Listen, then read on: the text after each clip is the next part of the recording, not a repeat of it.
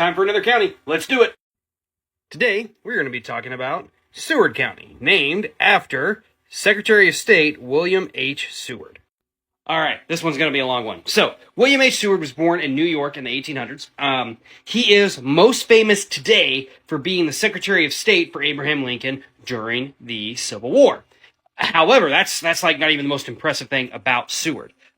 Seward serves as a senator and governor of New York. He fights against one of the first organizations, I think they call it the Regency, that was ran by Martin Van Buren when he was president. He fights against them when he is the governor of New York.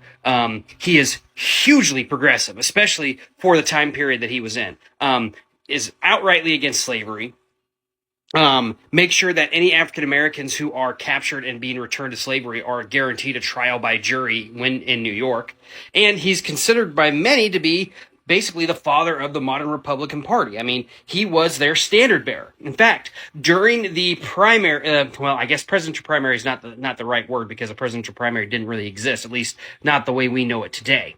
During the nominating convention for the Republican Party in the 1860s, Seward was widely considered to be the front-running nominee. Seward was going to be the Republican nominee for president, and more than likely was going to be the president of the United States himself. However, because the Republicans' nominating convention is held in New York, or in Chicago rather than in New York, which is where Seward is from, Lincoln is able to, on the third or fourth ballot, become the eventual nominee for president. And it left Seward heartbroken. He doesn't really want to serve, but he does end up eventually meeting with Lincoln and kind of change his mind.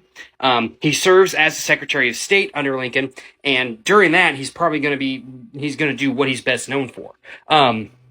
Seward immediately becomes Lincoln's confidant, pretty much his best advisor and the person he talks to about everything, so much so that the other members of the cabinet really are jealous of Seward's and Lincoln's relationship.